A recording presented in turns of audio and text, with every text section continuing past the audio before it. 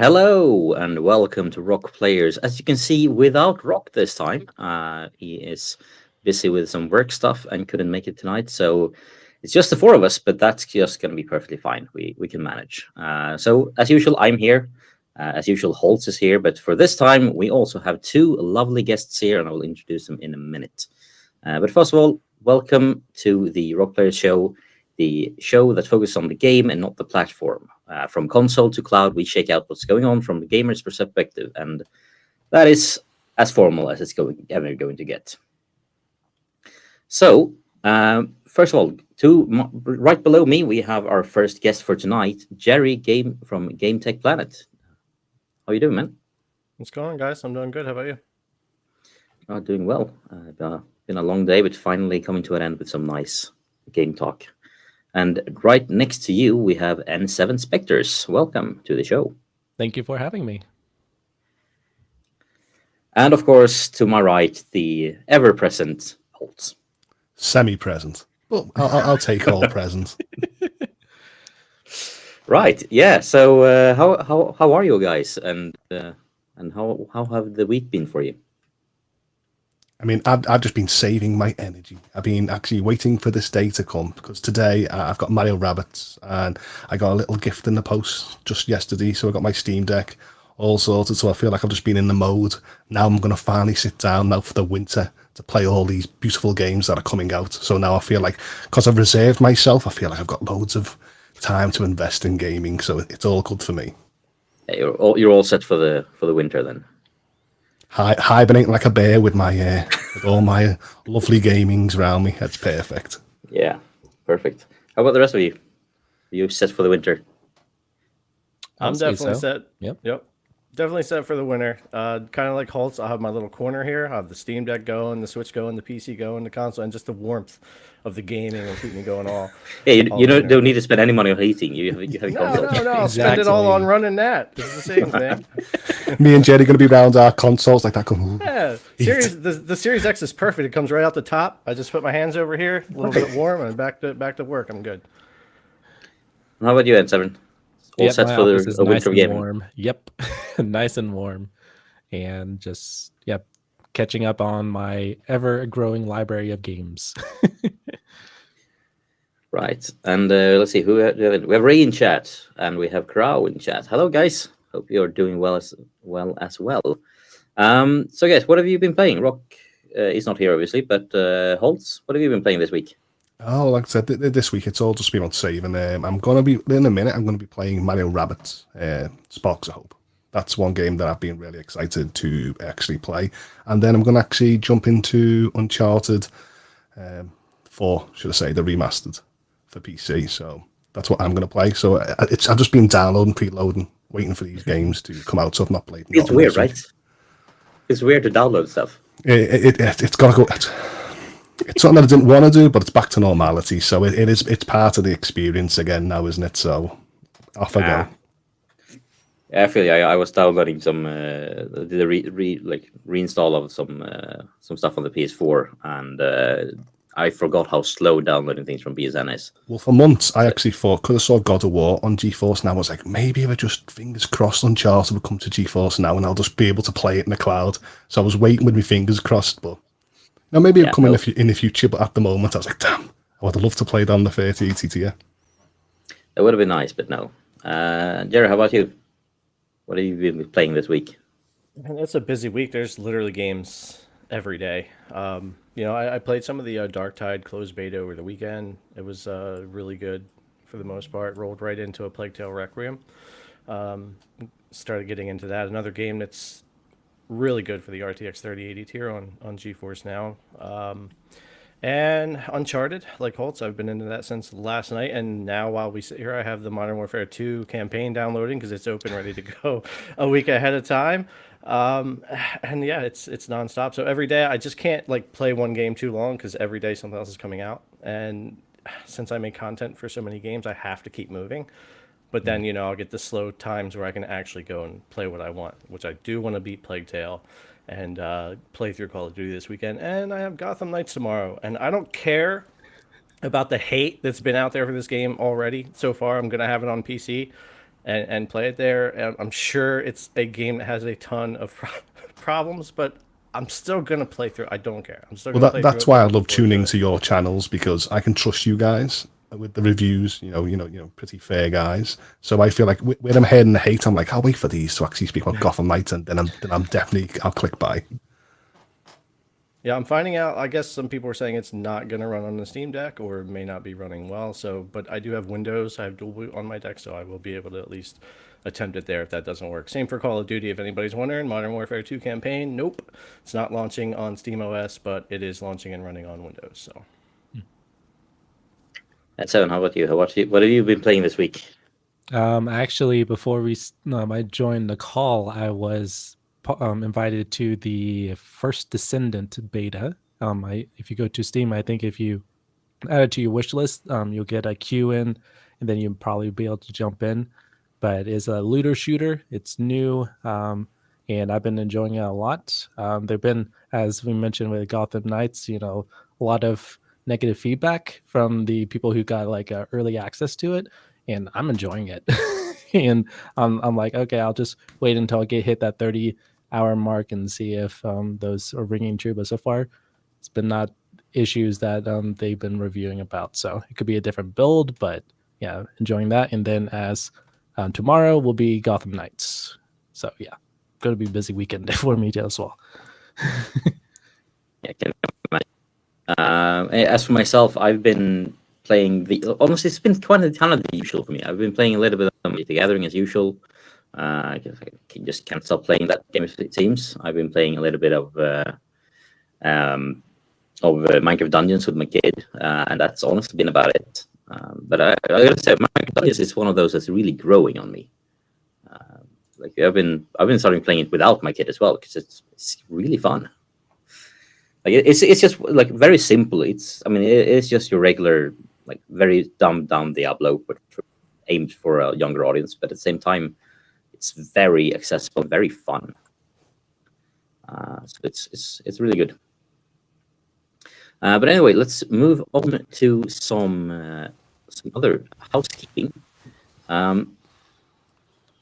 Rokk has promised that he's holding a giveaway that will be drawn tomorrow during his Rokk Around the Clock on the Friday, where the winner will get, let's see, 3 winners, I think it was, will get 60 days of GeForce Now priority tier. So obviously a lot of games available on GeForce Now, not only the free-to-play demos and the free-to-play games, but obviously also a lot of your PC library. So if you don't have that yet, then make sure you join the giveaway. And in order to join the giveaway, you will need to do it's usual, really. You need to be subbed to this channel, the RokkShow channel. And if you're already subbed here, sub to at least one of the members on the panel, leave a comment on this video, follow Rokk on Twitter, and which is at RokkShow, and then DM him so he knows that you have done the above. And obviously tomorrow at 5 p.m. UK time during the Rokk Around the Clock, he will draw the winner. So 3 winners of 60 days of GeForce Now priority. I think it was, or something like that. He has the details. If you want to know exactly how many prizes, it might be some, not just GeForce Now, it might be some other services as well. I didn't really get a clear answer from him before he had to run. So, but anyway, it's a great giveaway. If you haven't joined that, please do. And if you are a member of the channel of RokkShow, you will be automatically entered into the giveaway as well. So, without further ado, let's jump into the news. First off, we have this little piece. Microsoft calls cloud gaming immature in Activision deal filing. Now, obviously, we know while early, it's very much proven that it works. What do you feel like? But I just skimmed through this article here. Basically, in the documents for the Activision Blizzard acquisition, they mentioned that the company Microsoft calls cloud gaming itself immature and unproven as part of the massive documents that got public. A couple of, I think it was earlier this week. And obviously, I mean, we have played cloud gaming for quite a while. We know it works, but we also know it's very early days. So do you think that this means that they also say that go on to say that it could take years before it takes off, and that it will never really replace consoles? And at the same time, we know there's filing to tone down the dangers to the market of them buying Activision Blizzard and getting Call of Duty. So what do you guys think? Do you is it just them do they really believe this, or do you guys believe this, or do you just think they are saying it to tone things down a little bit? Well, I actually don't like the word immature. When I actually read that, I was like, oh, because as you mentioned, we've all been playing cloud services the last 3 years, and I know it works. It's very selfish of me for say it works for us and stuff like that. But I sat down and actually thought, I know what they're trying to get at. Optically, cloud doesn't work for the masses, and they're trying to say it's still in their infancy because not everyone can adapt on it. But when I heard the word mature, I was like, it sounds like they're stepping back for me. Because when I was actually playing cloud, I wanted that experience to have a console killer. And the services that I've played in the past have sort of rivaled that and sort of has been a console killer. But now with all these messages, it makes me feel like going back to hardware and saying, well, if the manufacturers, the devs, and everyone is talking that it's too immature, then I should just sort of rest on my laurels a little bit, move back into the space that I was before, and actually wait for cloud services to mature and everyone adapts it at a suitable rate for everyone to make money.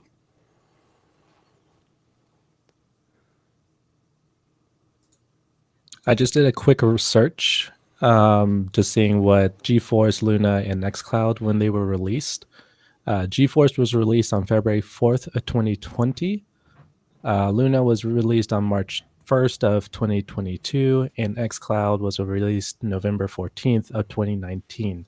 So if they're wanting to call immature 3 years or less, I think that's where they're trying to come from. But 3 years is quite a bit of time of getting things preset. So I don't really quite get why they're using that type of language. Maybe if that seems, I guess what we're thinking is probably a little bit harsh with that immature word. If they rephrase that, it might be a little bit more acceptable for us. I mean, I think they know why, they know how it's going to sound when they say it, and they probably say it to tone down the market share that they have, make it sound that they are not maybe I mean, sure, we will get that into cloud. We will might be the only cloud provider that has Call of Duty, but it's gonna be fine. It's early days. It's still immature. It's gonna be fine. Whereas, of course, I mean, at the same time, yes, it's early days, but didn't they say a couple of weeks ago or a couple of months ago that like 20 million people have tried cloud? Which is, I mean, sure, it's not massive, but given I think wasn't the Xbox One, the Xbox One sold 60 million copies or something. So a third of the Xbox One sold in units over a decade. It's still quite sizable.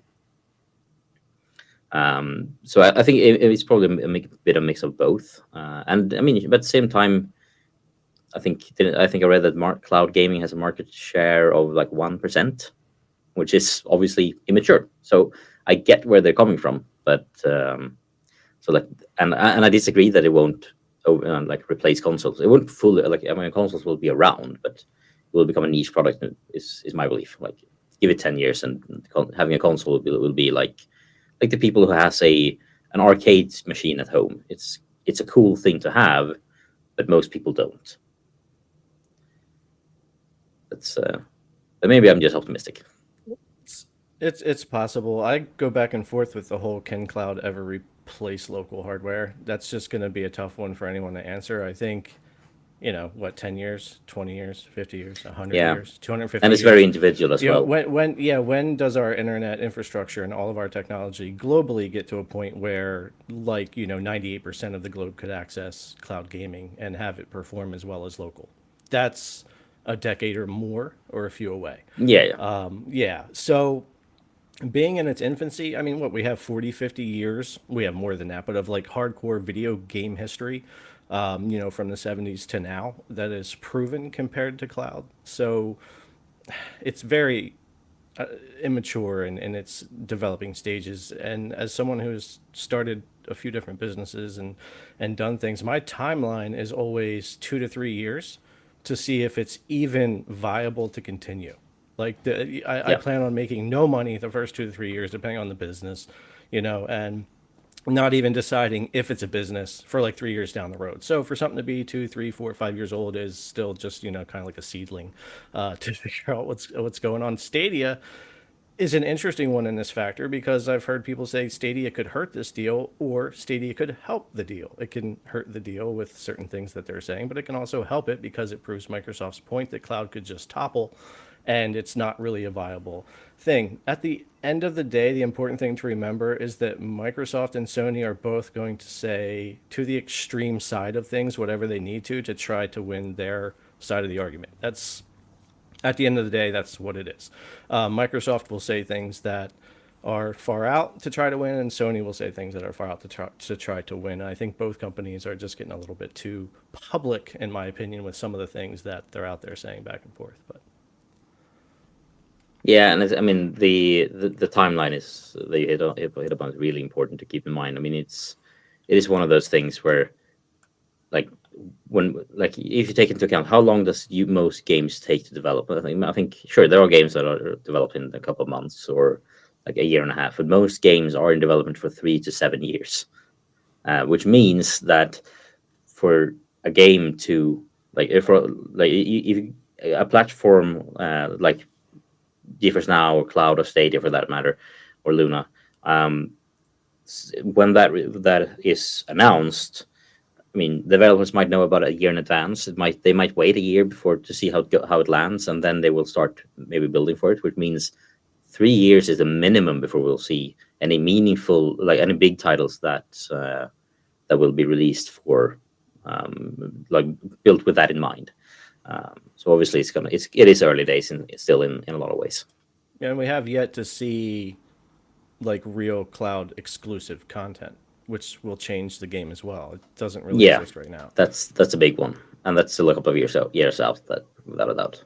I mean, I don't know. Was it Jade Raymond when she was working with Stadia that I thought like she was talking about exclusives, and I believed in my mindset that it would have been 5 years. Which, if you take away 3 years from what we've experienced since leading up, I would have thought we would have been in that space in 2 years' time. Yeah, and I think you're very much right. I think in about 2 years' time, we'll start seeing games developed with cloud in mind to various extents, not just like a fun little gimmick, but maybe something big, something slightly bigger. Maybe still not. I'm not talking massive AAA titles, but still pretty big stuff, like semi-big. So yeah, it's a couple of years out still. I think the year like 2025 is the earliest we can really give until we can say that it's whether cloud has really landed or not with the public eye. But I mean, combined, GeForce Now has 10 to 20 million users. They set up a while back. xCloud said similar. We know Stadia had not that many in comparison. I think Luna probably has even less. In US only, I know. So it's going to be a while. But I mean, I've been playing on cloud gaming since way before, I think 2017. I think I started with cloud, and it's worked ever since. It worked back then. It works better now, but still. But yeah, so let's move on to the next story of the week. We have the Logitech G has gone on sale. At $349.99. And obviously, it's going head-to-head with the best-selling Steam Deck, which I know at least 2 of you here have. The Razer Edge was recently revealed, which is basically a phone/tablet with including a keychain, the V2 keychain. The Turtle Beach controller was revealed, costing about $100 as a controller for cloud gaming. What do you think? Like, is this? What do you think about the price tag here? Is it too high? Is it like, are we early adopters being forced to pay more than we maybe should for this sort of things? It's always the way, isn't it? Us early adopters are paving the way for the hardware in the future. So in the end, we actually do pay a little bit of premium extra to have the sort of look what we've got, shiny object syndrome and stuff like that. So yeah, definitely too high in my mind for like what I will possibly be using it with, because I'm so used to using a clip-on controller with my phone, or I'm used to put my phone in deck mode and actually having the option to play cloud via that or other ways. So I feel like if you wanted to cater to my type of gamer, the type of gamer I am, you should have reduced it at least by half that price. That's the mindset that I was in.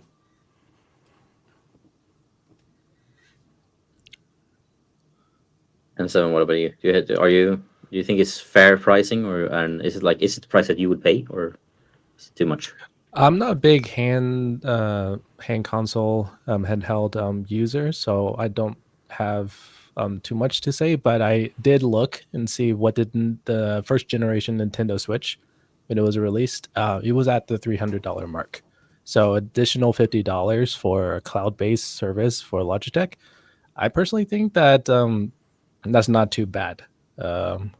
Just price-wise, and it's early adoption, is the first generation and all that. So extra $50. Some people might say that's bad, but comparing from what the Switch was, I would say that's decent. If it was like 400, 450, then I would probably say, yeah, that's a little too steep. Oh man, I had the G Cloud in my cart for $269 the other day, and almost, because at first when it went on pre-order it was $299, and then they also had a code out you would put in for another 30 off, so you could actually get it for $269, and I backed out because of the same, just like, man, if it was $199, I would have ordered, I would order it right away. And somebody else was talking in Discord earlier and mentioned a device I had forgotten about, which was the Odin, which is much cheaper and does cloud extremely well, from what I know. And that was a really popular device on launch. So while I personally don't have a big issue with paying money for products like this, if I really want it, when you're talking about the cloud community, from what I've learned the past 3 years, is the big thing for cloud for a lot of people is that barrier to entry situation and the cost to get in. If you're going to spend $350, I can get a Series S for $299, and stuff like that. I used to build budget PCs for around $400 at one point that would run better, and emulate better and things like that. So the price for the market they're going for, I think, is really a problem. And I think if they were $199 to $249, they would have a little bit better chance. I do still want to grab one up if I see a good deal on one, just to try it out here, maybe make some videos. I think it's a good emulation device. I've seen a lot of great emulation happening on there, but then again, you can buy other devices for, like Holt said, half that price that will emulate just as well. Yeah, isn't the Steam Deck made for emulation as well? Yeah, right. And as far as local gaming, you got the Google Store. So like the Switch reference is a good comparison, but at the same time, you're paying $300 for a console that's got the backing of some of the world's best IP that exists from Nintendo. So it's a little different investment than the G Cloud. So I think the device is cool and it looks like it's doing okay, but I think the price is going to be a bit of an issue. I actually think we'll see that drop down, not in the too distant future for that device. Yeah, I think the big one is at what point are they selling it at a loss? Because I think like mobile components, I don't know if it's still up. They're still up in price. And people are like, with the Steam Deck, how can they sell it? They're selling it at a loss. Yeah, because they have Steam. They're a platform. They have software, right? They don't need, just like any other console maker, they don't have to make money on the hardware. But something like G Cloud, Logitech's not launching that to lose on the hard. That's how they would make the money. They're not making money off TFN that we know of or anybody else. So obviously it's going to be more. It's different. They're going to have to charge what they have to charge to build it. Yeah. Yeah.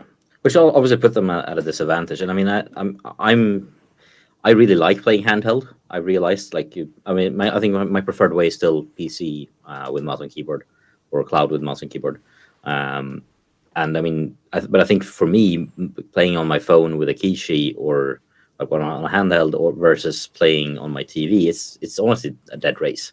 It's either way really. So like this one with my phone in it, like the Kishi V2. Way better deal for me, because I'm gonna have a phone anyway.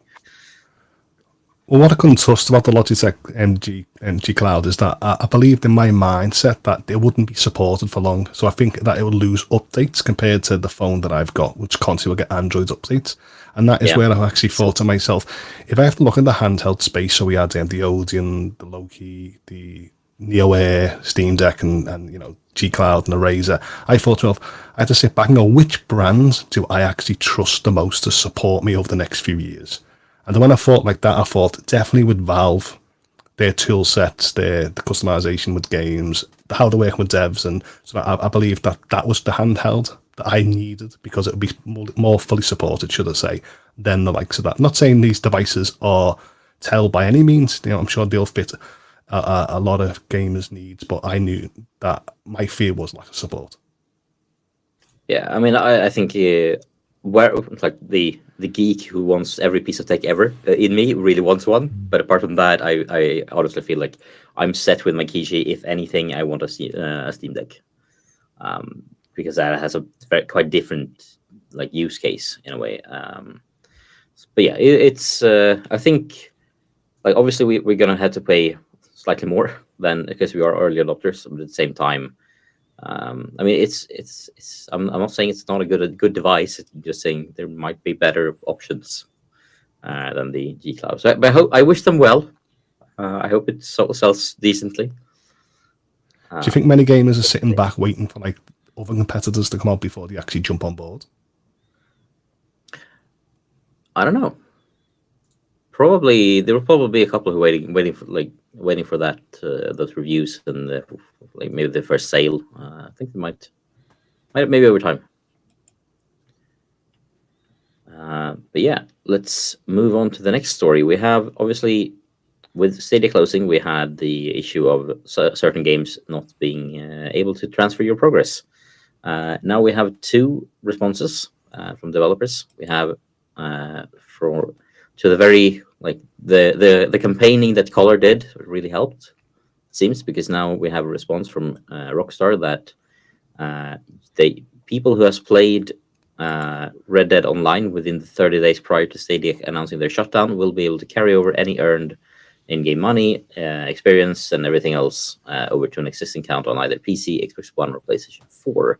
They would just need to have their target game account linked to the Rokkster Social Club account, and if they need help with that, they can reach out to the customer support, which is honestly great. I mean, I think I saw a caller saying like he doesn't really play that much anymore, but he has over 6,000 hours. I can only imagine losing all of that.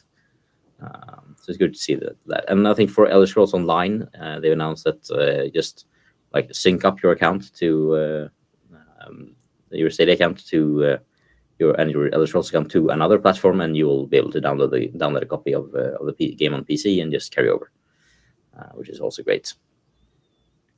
So with yeah, so I don't know. Do you guys have anything to add to this story? This is just I'm happy for the people who've actually started. When I joined the community, just like I think maybe 2 or 3 weeks before the announcement, I saw that there was a small group that were just founding about how fun Red Dead Online was, and so I feel happy for them that they can actually keep that what they've made progress on and move it on to the next platform. So I'm just overjoyed. Really, I agree. It's really good, and I think for like Elder Scrolls Online, like I went through like started digging through how to do it, and then I realized quite quickly like I've already connected my accounts years ago, so like I had to do nothing. It was already done, which is great. But yeah, moving forward, then we have a report from InLead that the Crew 2 on Stadia is currently not playable because we get another message that we have been disconnected from the Crew 2 servers, which is obviously not great. I hope they will fix it, but at the same time, I totally get if they don't fix it. So how what do you think? How long before we see more games falling off due to not being supported anymore? Expect more. Yeah, expect more. Yeah, and pretty soon probably as well. Yeah, and when Stadia put out their original announcement, they did say that most of your games would continue to be playable, and that they didn't know for sure which games, especially that required any servers or online, how long those would continue. They were pretty honest with that on day one. So it's not surprising to see. And if I'm a company paying to maintain these games, knowing they're gone in a few months, I'm not keeping them up either. I'd Yeah, love unless to Google pays me see- for it. Right, and if there's money, which we know that's not happening, then they're not going to keep them up. But they are stepping forward more and more, and I think we're going to see more of this stepping forward to help players move saves. Some are even giving free copies of a game on another platform, and I think that we'll continue to see more of that, which is great. But don't expect to like log on to Stadia every day till January and see all the games you've been playing. I think you're going to see this more. So don't wait to just kind of start migrating your saves or migrating where you play and working on it. I know it sucks for the Stadia people who are still really enjoy the platform and they're still really sad about what's happening. But just start doing it, because you could easily log on and poof, it's just not there anymore.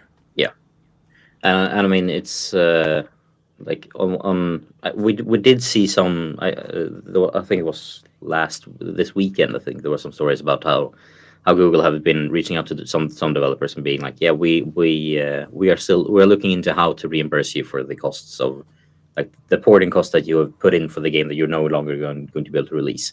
So it seems like the refunds that we are getting, it seems like might be going to some extent at least to developers as well.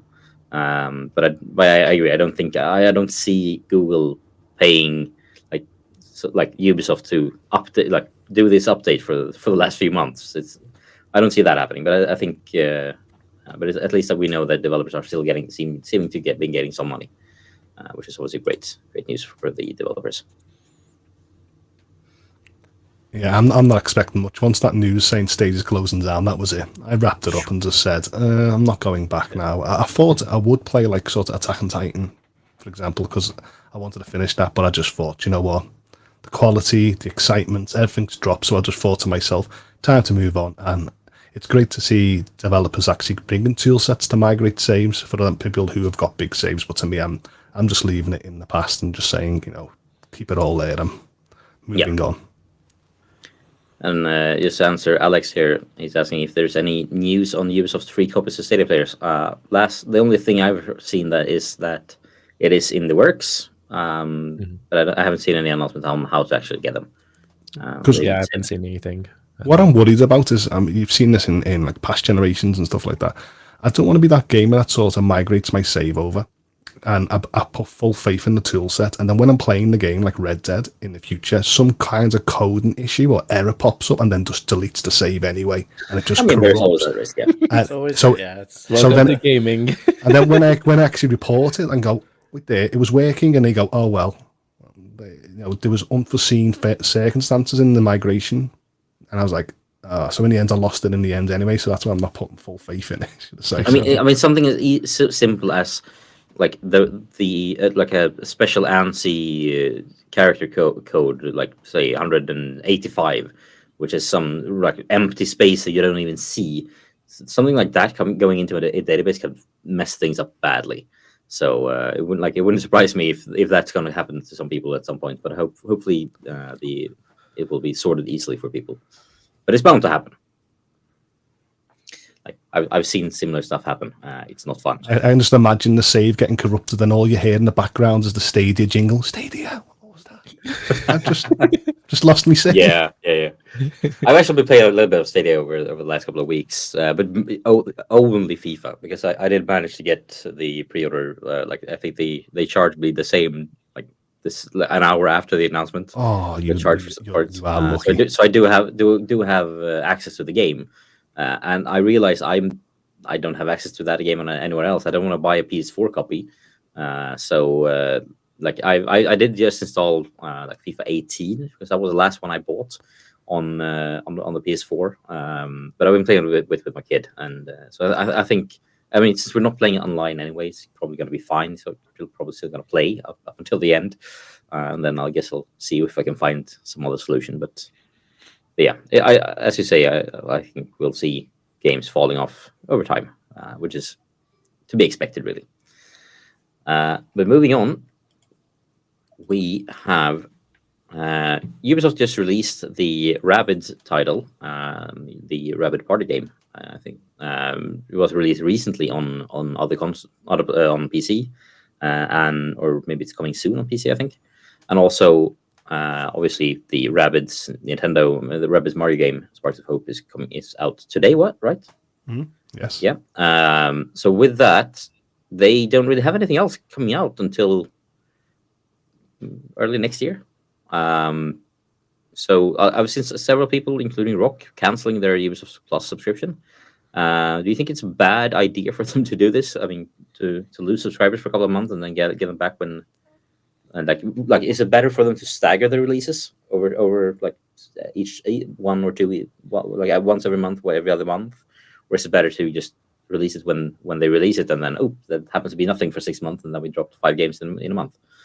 Like what do you guys feel? And do you guys have Ubisoft Plus? Well, I don't want games to be rushed. So take your time, Ubisoft, and you know, you don't have to bring something to a service just to appease. But to me, I've sort of like with subscriptions, I go by month these days. I used to be a yearly annual subscriber, but then I realised there's so many months where they're getting nothing. So I see it as a waste of money. And I don't care what Ubisoft think. I'm just trying to say I have to think with my wallet. And if you're not actually giving me what I want at that time, even though I've got an understanding that I don't want a game rushed, I just feel like my money's better in the pocket until they actually bring something exciting.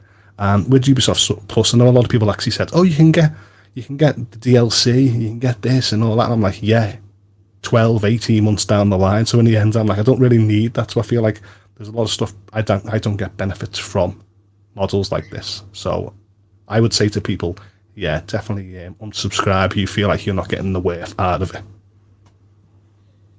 I did the month or the I think it was the month where they announced on Stadia that Ubisoft Plus until October or something, right? You know, so I took a leap for that, but then apparently from what I heard from some of the Stadia players, they continued their subscription or already had their subscription, and they got it canceled out just out of the blue by Stadia. Some they even get notified by email. Some did. So it's been a big mess on Ubisoft Plus front as well.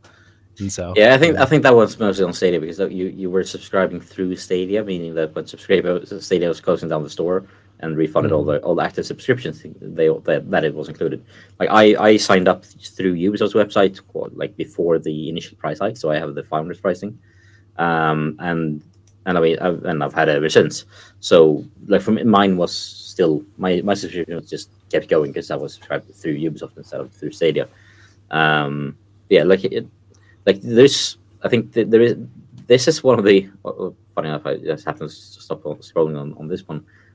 Like if you have Ubisoft Plus, you obviously get a couple like 1 to 4 like in-game purchases for free, random stuff. Not worth it. Like that itself is not worth the price of admission, of course, but it does sweeten the deal a little bit for me. And I mean, I don't finish games very fast. I've played Far Cry 6 on and off for a couple of like for almost a year now.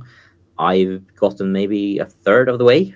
So like for me, it's not as much about when like getting new games, getting access to that. It's more like I get access to all of these games that I really really enjoy, and I have them whenever I need them, wherever I need them. It's one of those like it's a hard balance to strike there. I think because on one hand you want to keep pushing new games out, keep the players who really play a lot of games, finish games quite quickly, and keep those guys. But at the same time, like people like me, we're just gonna be subscribed anyway, aren't we? Well, I feel like I can actually go on sites now and actually type in, I don't know, Rise of the Republic and Assassin's Creed, Valhalla and stuff like that. And I feel like that can get these games really cheap because I feel like the optics of Ubisoft games, they go on sale really fast. So if I was going to subscribe now, I would actually see how much it was going to cost me for the year. And then I would tune in the idea of what games I can actually get to for the full value of subscription. So I feel like that's why I wouldn't want to subscribe to Ubisoft Plus at the moment. Yeah, I did the same thing. As soon as Skull and Bones was pushed back again, which that game's going to be horrible anyway, but, you know, part of the point of the subscription is so I don't have to buy it, right? And try it. But as soon as it got pushed out again, I was like, yeah, I'm just going to go ahead and cancel this for now because there's nothing for me to play on there or to cover, you know, on the channel. You know, you guys are talking about games that were from 2020, 2021, you know, like HOULTS was saying. That was, you know, Ubisoft had a lot of games flown for a little while there, and my subscription was definitely worth it because I was just going through. But, man, this year, there hasn't really been much of any reason for me to have it unless I'm dipping back into something. So, yeah, until something comes out That'll be it. But I also did the same thing with EA Play Pro, another subscription that's $15 a month.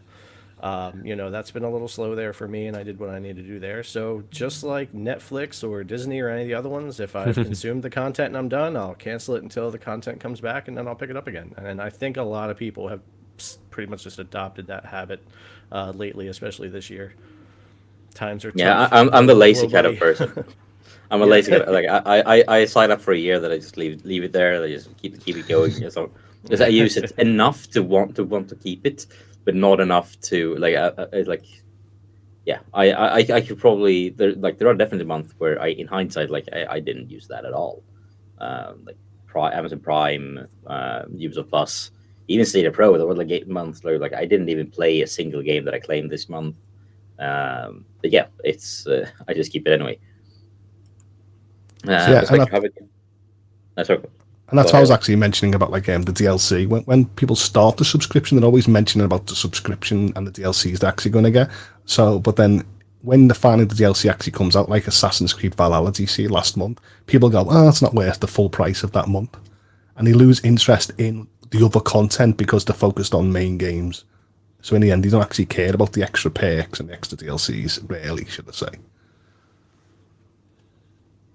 Yeah, I mean, if you're a kind of player who enjoys the games that they make, then, which I mean I am, then it's honestly I could probably play only Ubisoft games for a year and still be very happy. I play it would fill all my gaming needs in a way. So for that, it's really, and as Christopher is saying in the chat, that if you are a big fan of AC or Division, Tom Clancy, then that is a really great deal. If you're not, then it's you just dip in to try it out. Then obviously it's not as great a deal. Yeah. What do you think, Spectre? Yeah, you I had would you had agree with Ubisoft. that. Oh yeah, you had. I had it, yeah, and then it got canceled and all that. But Do you thankfully, think you'll sign up again? I actually bought outright, so Okay. it didn't really affect me as much. But yeah, if there's a game that comes out later, yeah, as Jerry mentioned, is if I see something, I'll resubscribe and then cancel. So it's just the flow of things. Just get back in, all that. So Yeah, I can imagine though if they have three big games, let's say Skull and Bones, Mirage, and 2 or 3 other games drop around within a 3-month period. I can see a lot of people signing up for those 3 months, and then a lot of people canceling after those 3 months, but also a lot of people forgetting to cancel. I think that's what they're maybe counting on there. So maybe it's semi-intentional, and we also got to keep in mind that Ubisoft are going through quite a big restructuring internally. They're changing their focus on how they build their games. They're changing their focus on how they think about franchises in general. I remember seeing that they had a goal for Far Cry, Assassin's Creed, and Tom Clancy. Just those 3 IPs alone are the plan is for, I think it was 2030 for those three franchises to bring in $2 billion in revenue per year, and all of Ubisoft currently brings in slightly below $1 billion a year in revenue. Those 3 franchises alone is going to bring in double what they're currently doing in a couple of years' time. One thing I don't like about Ubisoft Plus, the annual cost, I don't like the way it's more expensive than the likes of other subscriptions like EA Play Pro and Pro Play. In the end, I feel like, come on, if EA can do it and offer 5-7 games per year, why don't you sort of bring it down to a more customer friendly price where I can just buy the year and not worry about it, should I say? Or just put it in I think we talked about this last week or the week before. Just put it at $9.99 and just call it a day, because that's the price point where people just forget about it. $14.99, and they go "Ooh, do I really need this month? No, I'll cancel this month and jump back down the line." But $9.99, you just keep it going. I mean, you probably shouldn't, but most people do. No, I agree. All my subscriptions that are under 10, I'm much more likely to let them slide than anything that's 15 or more. I look at those more crucially, have I used it this month or last month, and if I haven't, goes on the list. But yeah, really is like that. That's why I want YouTube. Could YouTube Premium please offer a $4.99 a month option for background listening? It's the only feature I use of YouTube Premium. I don't care about ads. I don't care about any of it. I just use it for background listening at work, and I would gladly pay just for that. Do you know what, Jerry? My family actually, my brothers and sister, the kids, and that, they said, "Oh, we don't need YouTube Premium anymore." They lasted 3 days before they missed that background play, and they came crawling back, and we just said, Yeah. we thought because that's how I listen to podcasts, and that's how I tune into people. I sort of listen to them whilst I'm still able to use a feature and navigate around my phone or save my battery life. Yep. And so in the end, I totally agree, a cheaper option. Yeah, but then I feel that's the same with xCloud and stuff like that. I wish they just offered me a cloud tier and took away all the games. Yeah, cloud tier at $9.99, perfect. I agree. And I mean, it's it's one of those. I think Ubisoft probably.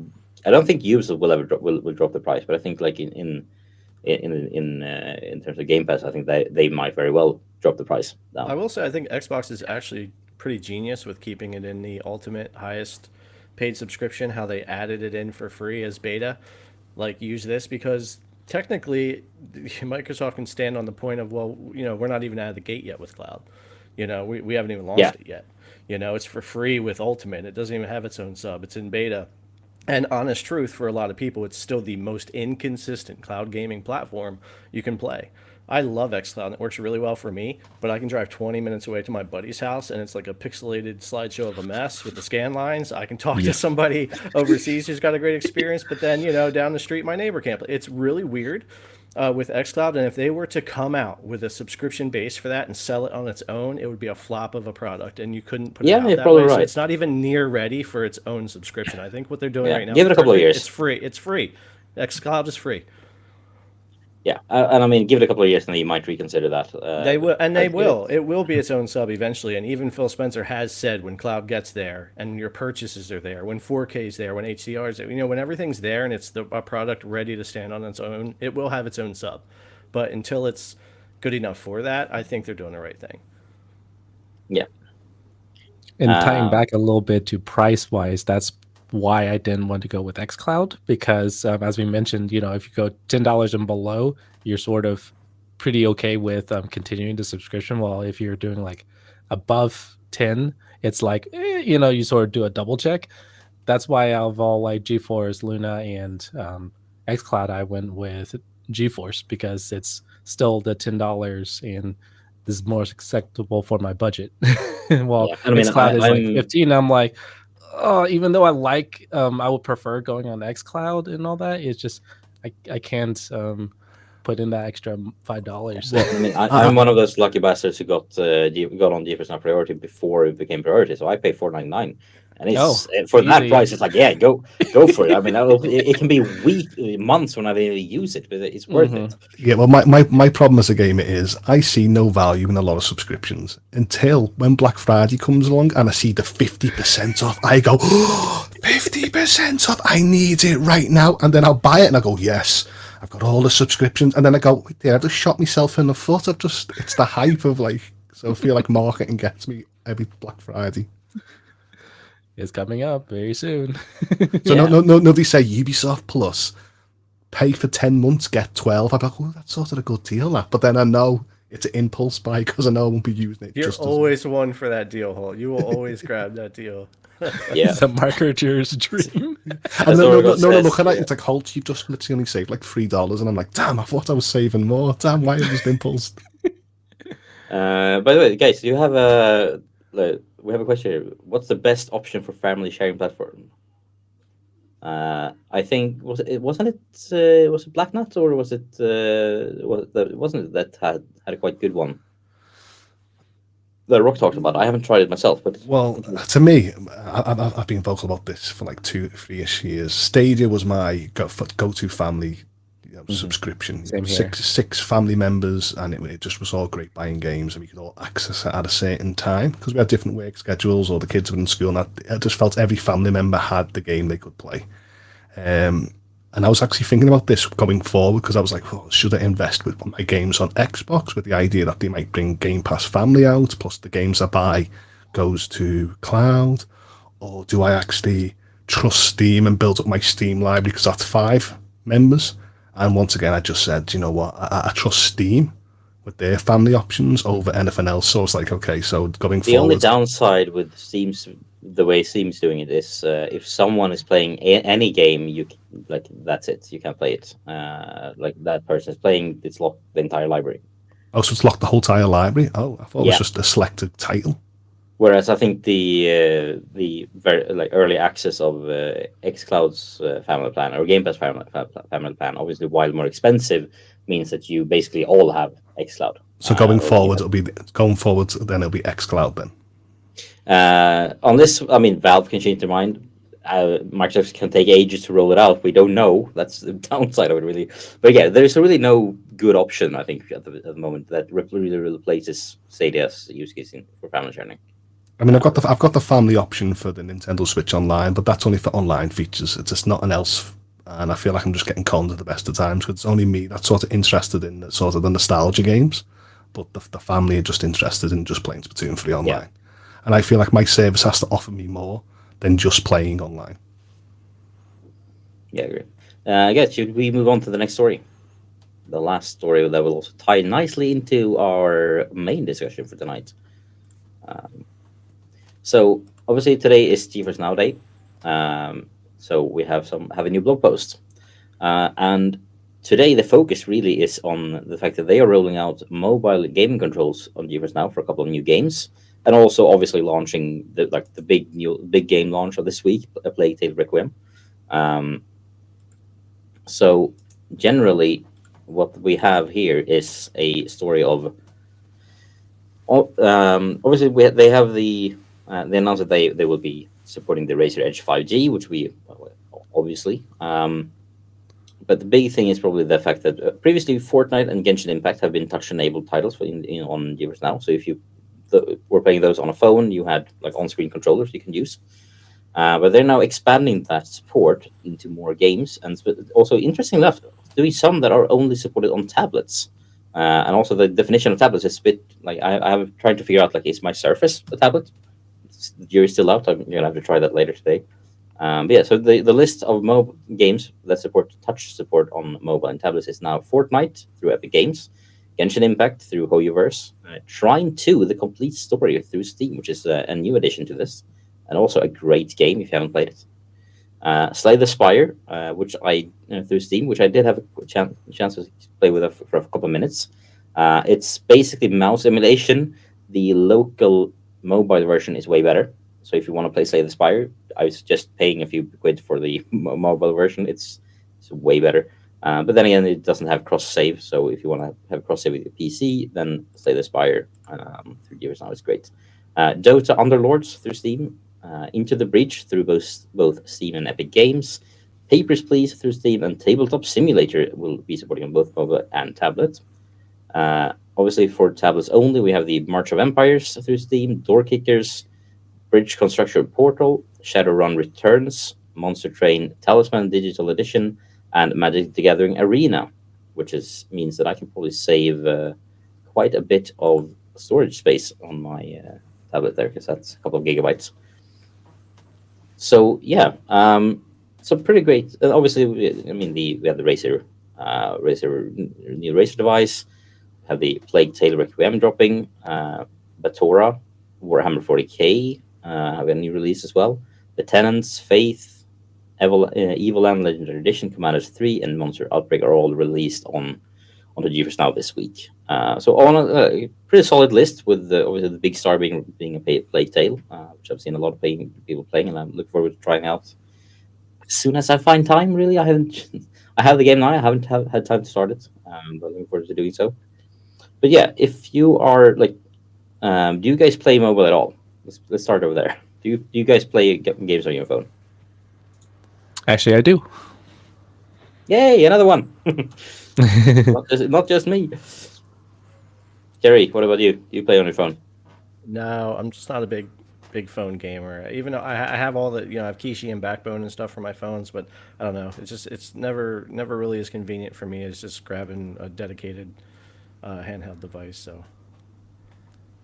HOULTS. Yeah, I'm totally the same. The idea of mobile, I mean, I love the way they can captivate a big, huge market and an audience, but I feel like I'm not one of them.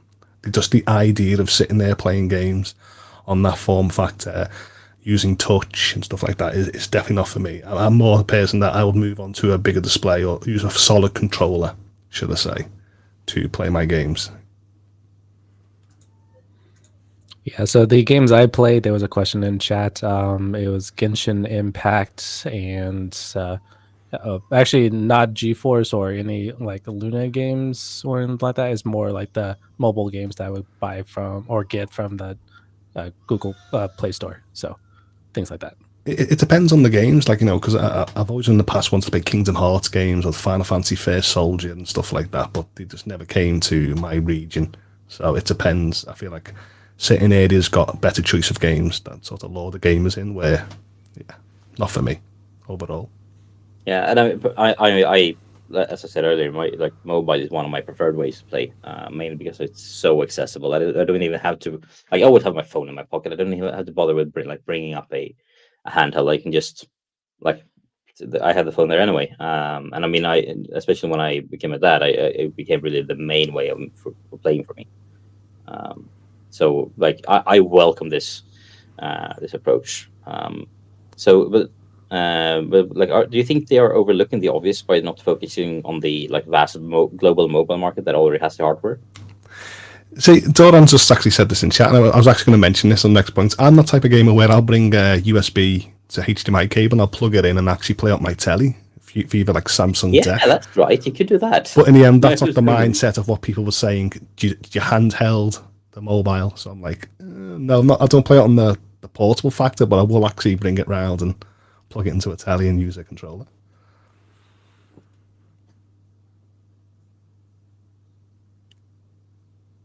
Jerry, what about you? What do you think? Is it a it's a push for gaming handhelds? Like, do they is there ground for it, or should they focusing more on like keychains and things? There's a difference between gaming handhelds, which are coming into market now and will start flooding in next year, and gaming on your phone. There's mobile gaming and there's portable gaming. My Switch is a portable console I use all the time, and as a dad too, that console got me through 0 through 4 a lot of late nights with my Switch and stuff. That was before Steam Deck existed or any of that, and even before really Cloud, when my son was born in 2016. So my Switch was my go-to in 2017 for that. But portable gaming, yeah, there's a huge market that is poised to take off, and portable PCs and portable cloud and portable dedicated handhelds are going to be the biggest thing for a while, and the biggest new thing coming out. Mobile gaming, that's a whole nother thing. There's like 2.5 billion just mobile phone gamers out there. So that is really, you got to tap them all, right? And what I see GeForce Now doing is very similar to what Xbox is doing. Touch controls. Xbox is doing it with xCloud. GeForce Now is doing it, with them on phone, getting on as many devices as they can, phones and these handhelds that are coming out, right? So you've seen Xbox and GeForce Now both come basically pre-ready to go on the G Cloud, on the Razer Edge that's coming, on the new Chromebook gaming cloud laptops. These two, Xbox and GFN, are just on top of these products saying we want on there, day one. So they're all important to, all the areas are important. And I see those two right now going the hardest to make sure that you can play their games no matter what, whether you like it on your phone, your Steam Deck, your G Cloud, your laptop, whatever. GeForce Now and Xbox are definitely doing the best job right now in cloud as far as just trying to be there where consumers are going to be. Yeah, and I mean, I gotta say, I loved that Stadia was like had their direct touch, but it was a shame there was only so few games that really supported it, because the way they had implemented it was really good. And as someone who is currently on a mission to play every single game on xCloud listed as being playable, play with touch, and reviewing how well it actually plays, I can say that it's very much hit and miss. Some games on xCloud are like the proper direct touch. Other games on xCloud even use the gyro in your phone for aiming, which is really cool. And then others press this button to like increase the throttle, but that button doesn't even exist. Well, some games are completely unplayable, and others are it's in other cases it's the best way to play. So touch, I think touch input on a like mobile device or like handheld device with a touchscreen at any rate For some games and some genres, it's really the best way to play. Whereas for others, it's kind of horrible. It's just the way it is. Well, Happy Cloud Gamer, he just mentioned something about like he's never had a handheld and took it out with him. Has any of you took your handhelds out to them experiences you see on, like when you see like someone playing in the park on the Switch or someone playing another handheld in Starbucks? Has any of you done that? Where you felt like, do you know what, I'm going to be all right taking my handheld and play mobile games in these spaces? I mean, if I'm not home, I'm busy. Like, I only leave home if I have to work or do something. Like, I'm busy if I leave home. So, no, I don't ever take, if I'm going on vacation, which is once a decade, I'll take something with me. But yeah, if I leave home, I'm busy. I'm doing a task. I won't So have time. if you were free, Jerry, would you think that you'd be that type of gamer that would bring your handhelds with you? Oh yeah, if I was going to be free enough, like somewhere I knew for sure, yeah, either my Switch or my deck, or worst case, my phone. If I have to, GeForce Now with something like Genshin with the touch controls or something actually works decent. It may not be my preferred thing, but I got my PC, then my console, then my deck, then my phone. I can keep going down the list until I have something I can play while I'm out. I can't always do that. But yeah, if I knew for sure, if I'm going to hang out, if I was going to a bonfire or something for a few hours, and I thought, it's everybody's gonna be doing their thing, I'll play maybe. But like 99% of the time, if I'm not home, it's because I had to leave. So, An introvert has spoken. 100%, 100%. Spectre, what about you? Do you play? Would you bring your handheld, or do you? Yeah, bring your definitely. The phone is always with me 24/7, and so if I'm out, like if I'm waiting for like an appointment or something, I pull it out. I just want to make a clarification for the xCloud. I'm not sure if you can see, but it requires a controller, unfortunately. So unless there's an update in Not for dungeons, bit- no. I play Really? Spectres Dungeons specifically, like as you had an arrow up there. I play that like daily, almost right now. but it On requires just touch. not a controller?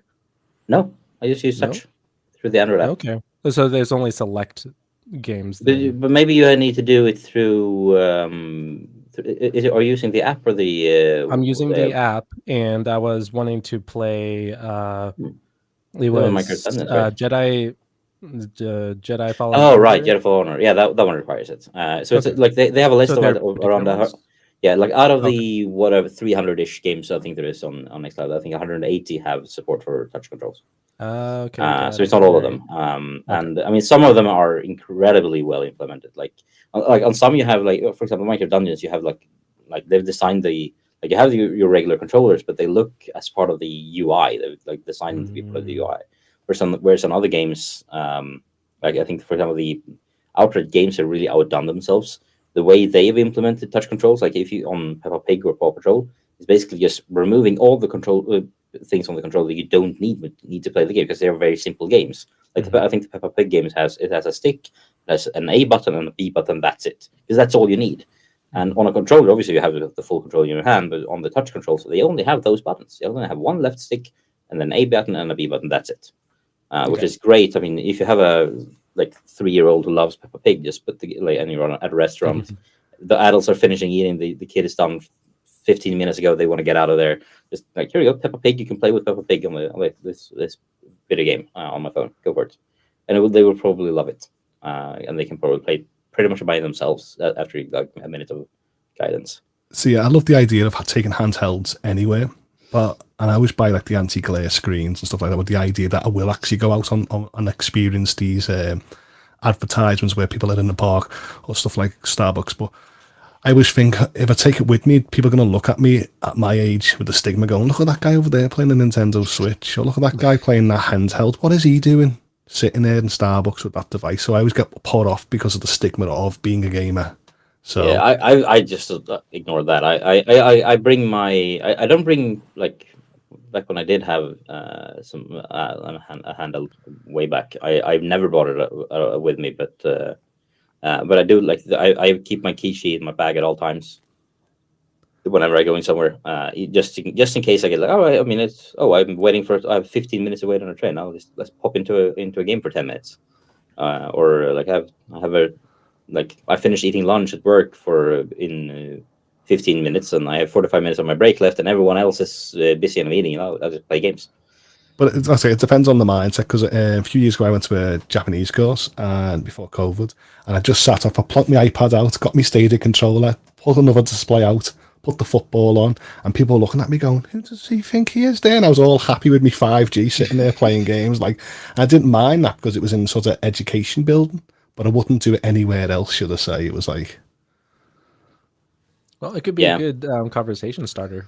Yeah, I've used I've for run that. into things where I was playing on my phone. They're like, "Wait, are you able to play a game on your phone?" It was like, "Yeah, I'll show you." And then they like a good 20 minutes or so explaining cloud base, and they're like, "I didn't even know about that." And so, Yeah, same other here. I've problem had. holds- I feel shame if someone came up to me and go, "Are you playing Bayonetta 3?" No, of course not. Of course not. Oh, I love that game. Well, that just goes Meet down to the me games you round the choose back to and we'll play. talk mate. about it quick. Like my nephew wouldn't think twice to game anywhere. Like, it's not going to matter to him, but he's young. I grew up in a time in the 80s and the 90s and whatnot where if you were a gamer, it wasn't good. There was zero anything good about it. It was not good. And you didn't tell people about it. You didn't advertise it. You didn't, unless you were with your friends gaming or something. I mean, you just didn't. So you grow up with that mindset for about the first 20 years. It's really hard to start thinking that it's accepted in such a different way. But really, honestly, it is. Gaming is so different from what it was. The stigmas aren't there. Largest form of entertainment on the planet. It's so cool. Everybody's into it. But because I grew up in that time, just like you, like you'll never really see me embrace that, because always in the back of my mind, it's like, no, I don't live in my mom's basement still. I promise. I'm just gaming out here. Like it's unfortunately that stigma is stuck with us oldies that have, grew up Yeah. with that. And you really For- talk like, about I'm gaming. I've had to deal with that with my family too. They're sort of accepting that I'm doing content creation and all that, but there's still that thing in the back of their head. thing. It's just like, Yeah. yeah. Can't let it go. Yeah, Yeah, I feel especially you. in their time, it wasn't good. It's Oh, one. yeah. It's And I one. mean, it's quite similar for me as well, and it's one of those, like, for better or worse, I would never really care what people think. So I just do it anyway. Yeah. When someone actually goes, do you still live in your mom's basement? No, she lives in a building above mine. Mine's underground. That's the basement. No, it's not. It's a total different space. It's Yeah, that's a good way to look at it. No, I just don't care. Like, if people think I'm nerding and for something, yeah, No, my sure. mom is I am. renting from me. Yeah, so I tend to bring my issue around. But Stadia is kind of the only platform that enforces a set of standards for mobile. Like, do you think there is a reason for developers to care about making mobile touch controls work for various cloud platforms, unless it was always a priority anyway? Like, if they had a mobile port or had native touch support on Windows, for example. Do you think they're pushing for it? I think it's I don't know if it- slowly. Yeah, I think was it's a gonna say, slow burn, not like a fast burn. But I think they're still looking at it because I just looked of how many mobile devices and users are there, and I was like, okay, that's quite significant if people are looking in the market and all Yeah. that and wanting to tap into it. But I think it's going to be a slow burn, not a quick release. So I don't think developers actually care about mobile unless it's got sort of gacha loot mechanics. You know what I mean? And that's why you won't see your big Genshin games Impact. come. Well, I think Honkai the Impact. platform holders care more about the touch controls than like the devs or the publishers, right? Like Xbox Yeah, you're cares probably more right. about implementing those touch controls on mobile to get their to get things going more than maybe the individual developer cares about it. I think it's more happening and cared about on the platform side than on the developer side. I mean, I remember when I think, wasn't it InLead who was pestering the 100 Days developers for like getting direct touch support, and they eventually built it, and then also released a mobile version as well. But I think that when they did, it was I think it's mentioned on Twitter that it was a couple of months of programming work to get that working.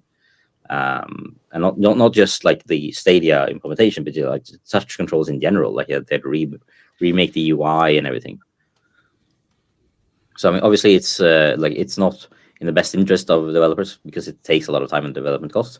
But at the same time, as Dorogon points out, 2 billion potential customers is a rather good corporate reason to implement, especially with cloud gaming pushing it to more people, like making sure that more people can get access to these games.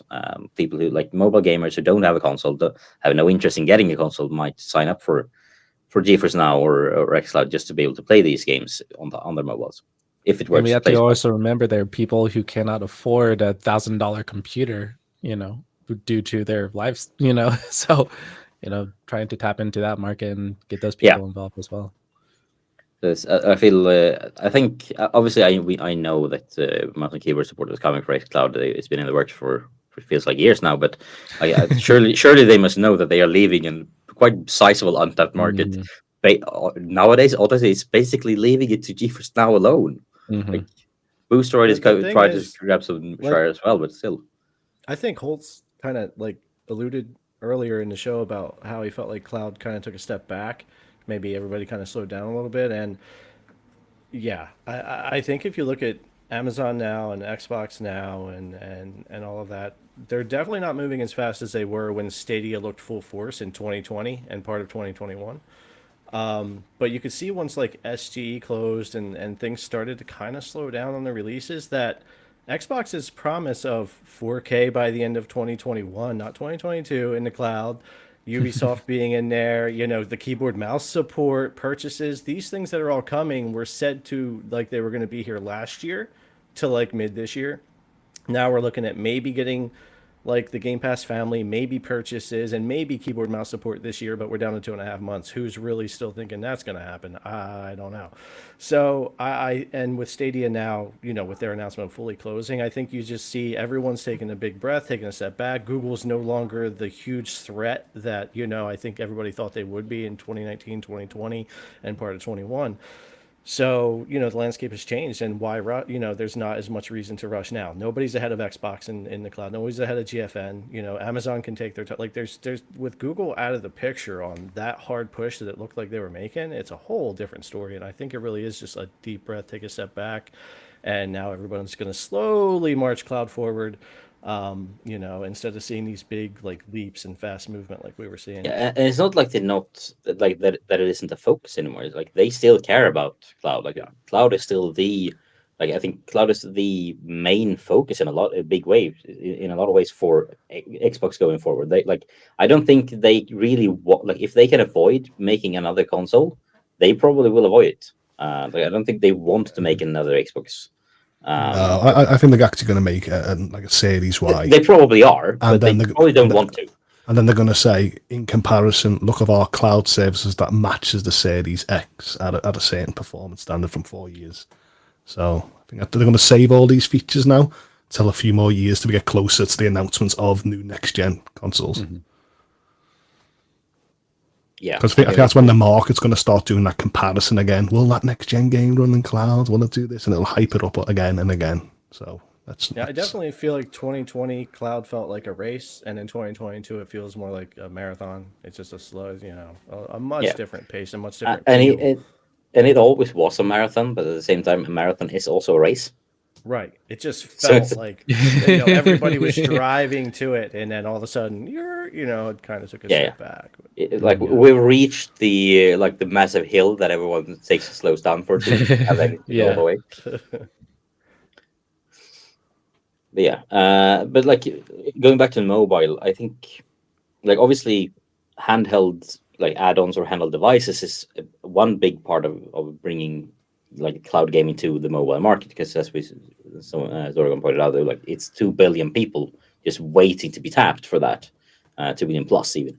And I think if you any cloud service that can cater to that market and give them what they need, what they really want and need in a good way, both the pure touch users, but also the controller on mobile controllers and mobile handles. Obviously they have a massive market share to grab, and I mean, just look at if you look at the PlayStation 4 was is the best selling console ever, if I remember correctly. I think it's somewhere around close to, but not quite all the way to 120 million sold units over a decade. If you have a potential market share of 2 billion mobile gamers, if you grab 10% of that, that's 200 million. That's nothing in the terms of the mobile gamers, but it's way bigger than the best selling console. So I get why they are focusing on mobile, because it is a massive market to push through. And obviously, like finding the best way to do this is going to be hard. And I think the very various results on xCloud touch controls is very much proof that it's going to be hard. Well, do you think mobile gamers will accept the idea of playing on their phone constantly? That constantly with that mindset and the idea that the battery is going to drain in 4 hours. Do you think? I mean, it's all right to have a little pick up and go, but do you think people will accept that their main device that they live by, social media, emergency calls, banking, and everything, is getting drained by games if you play there for 4 hours? So I think that's why a lot of people's mindset will say, okay, well, I'll keep my phone, and then I'll move to a handheld that's just primarily focused on gaming than actually playing on the phone.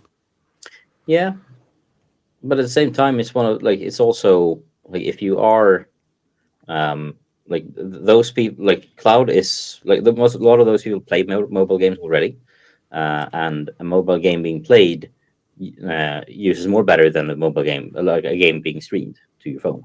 So obviously the connection has to be there, but in a lot of places it's really there. I mean, just look at the speed tests I get in central Stockholm here in Sweden. I get like a gigabit speeds on 5G. Like I was in the waiting room in the ER earlier this week for the whole night, and I was like, yeah, I didn't really feel like I was in a state to play games because my wrist was hurting so much, but I had 250 megabits down and like 60 up. I could have played anything. So I think. And I mean, just bring a charger or a battery pack. Then a lot of people who play games on their phones already do. So for those people, like anyone who plays Genshin Impact on their phone, they like get their eyes open to the fact that cloud exists, and they can save 15 gigabytes that they can then fill with images instead. I think that's a big win for a lot of people. But yeah, we have a question here from Happy Cloud. Is GFN looking into the future? I think Steam and Epic will be their own cloud gaming services. Should GFN make exclusive deals? What do you think? I think they have a pretty good, strong relationship already. It'll be over. Go ahead, Jerry. Such a topic of conversation that every storefront eventually would want to offer their own streaming service for money, right? Because if they can, they will. You're right, because that looks like the profitable thing to do, and there's going to be a lot of technologies that drive that. I don't think it'll matter to the businesses, right? If GFN sells its tech to something like Steam to stream games, they've made that money, even if they're losing users to Steam versus their own. It doesn't matter. It makes no difference as long as they're still the consumer, the tech's being used, and the money's coming in. I don't think you see like Steam and Epic build their entire own infrastructure for this, because I think you're going to see companies like Google, Microsoft, GeForce now, NVIDIA, which has been doing it for years, be the ones to truly flesh out these infrastructures and sell those and license those more than you see like BattleNet, Epic, Steam, EA. I don't think everyone's going to want to build their own and figure all this out, because we are seeing how difficult it can be even for billion-dollar companies like Microsoft to straighten out cloud gaming performance and get things running the way that they want. So I don't think everybody wants to jump into that endeavor. So I don't think you'll see that anytime soon. Like maybe 10 years from now, you might see like Epic game streaming. You can click and sub or something, but I don't think that's anything anytime soon. Yeah, no, I agree. Yeah, I would agree on the not jumping on the Steam has its own cloud service bandwagon. I think they'll tap into like another party to host, and then go from there. So, but remember, the other problem with all that is the same thing that freaking happened with TV that annoys me, and it's the fragmentation of our content, and it winds up being more expensive in the long run. Cord cutting was awesome in the first 2 years, and now it costs me more money than it ever did when I had my normal cable and apps. Sure, I can subscribe and unsubscribe, but we forget and all that kind of stuff. And I really think cloud gaming and streaming games and stuff, even though it's awesome and there's a lot of good to come from it, we're going to see so much more fragmentation where you have to sub to Epic this month for this, you have to sub to Steam for this month for this, you have to, like, it's eventually just like now you need Discovery and Paramount, and just, like, you'll never get one or two that covers them all. Eventually gaming's going to do that. Instead of having one console or a PC that pretty much did all your gaming, if you're in cloud, you're probably always going to need multiple subs all over the place. It's never going to be a one-stop shop. Yeah, and I mean, it just already. I mean, if you have Ubisoft Plus, Humble Choice gets a couple of games a month for your for GeForce Now. You have GeForce Now Priority, not even 3080, but Priority, and XCloud, and then add to that PlayStation Premium. Those 5 alone will net you $60 a month. And I think that was even with not using it. That was on the cheapest, like the cheapest tiers to bring cloud. So like that $60 a month for that. Like, I mean, that's a full new release game each month to have all of them. Obviously, you don't need all of them, but still, it's already getting there, and it's just gonna get worse, really. So hopefully, things like Game Pass can keep like. I don't need to have EA Play because I have Game Pass. It's included in there, and so there's also that. But I mean, to go back to the mobile discussion, obviously with I think at this point, Jerry, you had played Genshin. I think you said, right? Yeah, I've played it a bit. It's not one of my and games, yeah. Yeah, and the N7 same with you. You have also played Genshin. I know HOULTS haven't, although I've been pestering him to try it because it feels like a game just right down his alley. I just think I'll be too addicted to it, and you're not getting. Yeah. I mean, you will love it. I think you will really love it. To the point where it might become a problem. Yes. But I mean, looking at Genshin, I wish I was that one gamer that can actually say Genshin for life, but no. I want to play multiple games to. Yeah. But like looking at like Genshin Impact, for example, like obviously it becomes, if you like really look down deep into it, it becomes quite apparent that it's designed, like it's not only like obviously released on mobile, it's actually designed for mobile in a way that I think a lot of the other games it really isn't. I did a video of this like last year, but I compared Immortal Phoenix Rising to Genshin because they are quite like, I mean, they're the similar style of games. Obviously, I was like, if you ignore the fact that one is a gacha game in all intents and purposes, free and gacha mechanics, they are quite similar. But what I found the most interesting was the fact that Genshin is like quite so obviously designed for shorter sessions. Like it's designed that if you just have a 10-minute like extended toilet break, essentially, you can still accomplish something. Whereas like 10 minutes in Immortal Phoenix Rising, you didn't accomplish anything. It wasn't really worth putting the game on.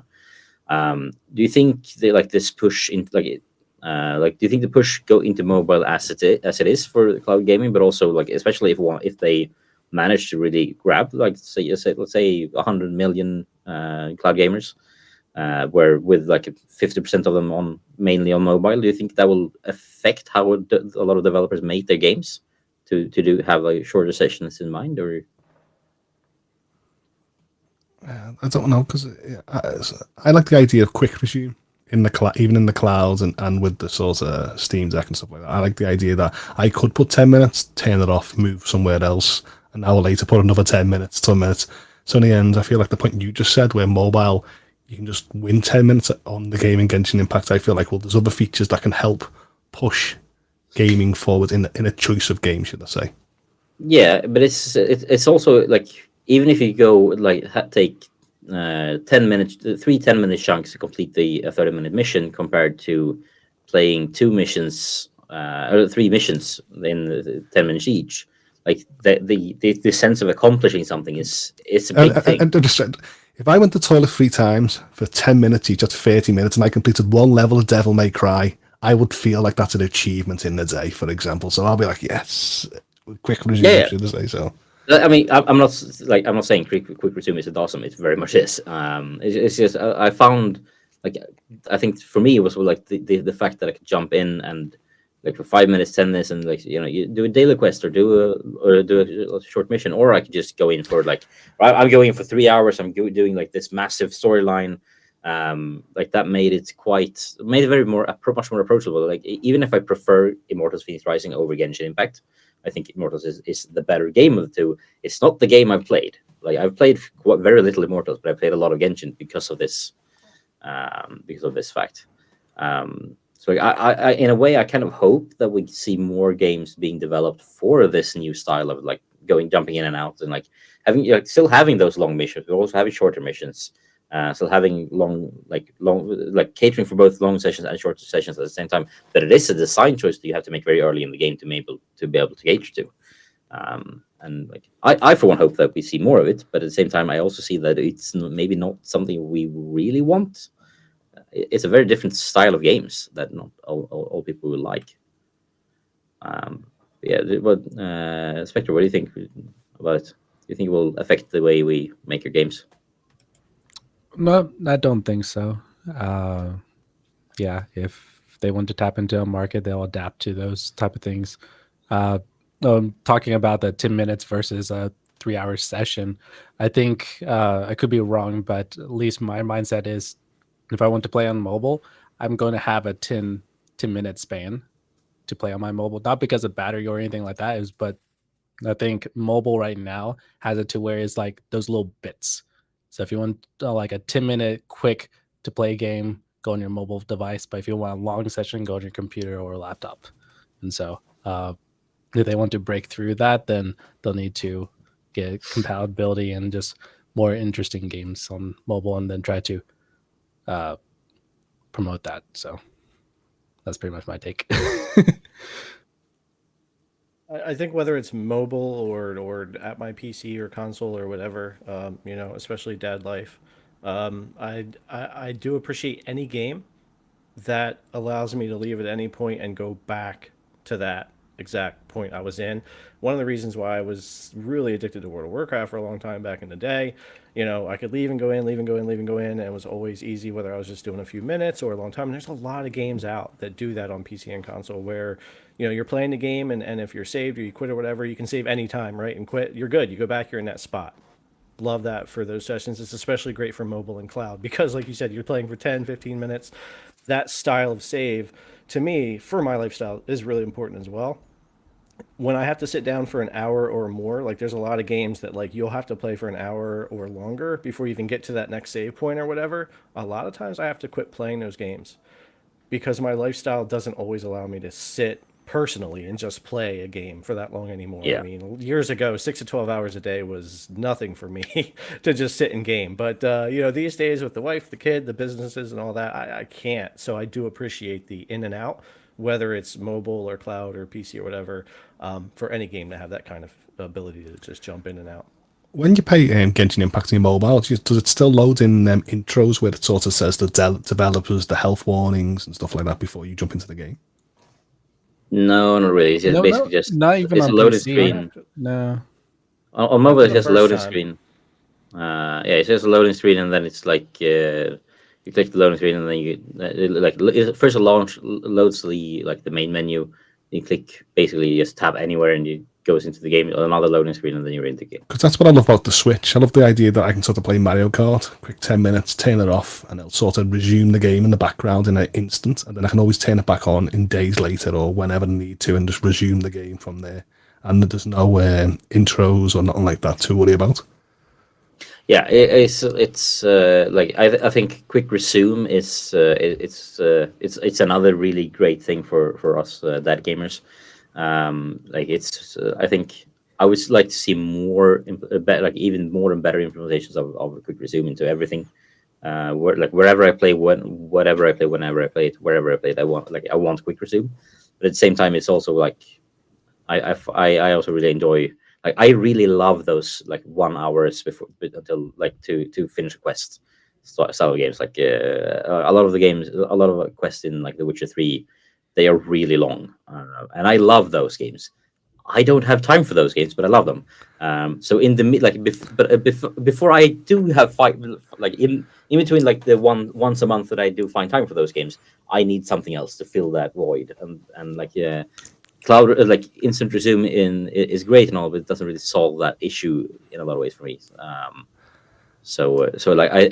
also one of those I forget the control. Whenever I jump back into Cyberpunk, it's I haven't played Cyberpunk for 2 months. I don't even remember the controls. I don't know what I'm doing. I need a tutorial every time I play the game because because of that.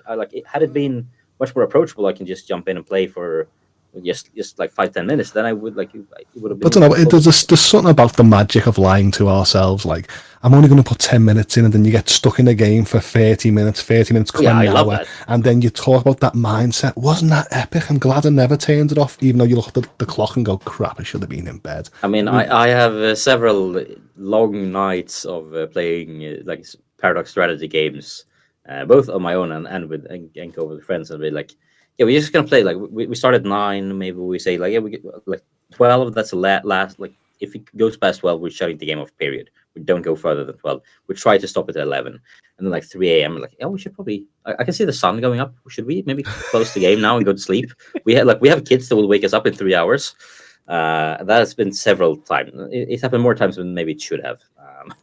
So I love that. It's just like I have to be realistic and say that experiences like Genshin, like the jump in and jump out with just a couple of minutes, that is better suited for my lifestyle. As much as I might hate that, it's just the way it is. A game like one game of FIFA, perfect. For example. See, I actually love gaming late at night, because there's no like reflections. I'm not getting distracted. There's no phone calls. I agree. And then, it's so nice. I just love having that tranquility. And then I sort of become a meme gamer, because when I go to bed, I'm like, what are them birds happy singing about this time in the morning? They have to get up when the sun gets up, and then I realise it's me, it's my fault. Wait there, I'm going to bed at this time. It should have been. And when people go, oh, you look rough today, I go, oh, that's very nice, isn't it? It's very nice saying I look rough. You got bags under my eyes. Do you know what technology does to you? And they go, this is how I'm supposed to be. You've been gaming for 4 hours and hunched over, crooked fingers. Yeah. When lockdown hit, HOULTS was like, I was born for this moment. Yes. Well, what happens was, because like I'm always like in the house, and I was used to streaming and gaming and technology. When a lot of people in lockdown were like, I just can't cope, I'm a social creature. There was me like, gaming's helped me this for years. I'm all right. I'll just get on Discord and talk to my friends. I'm all right.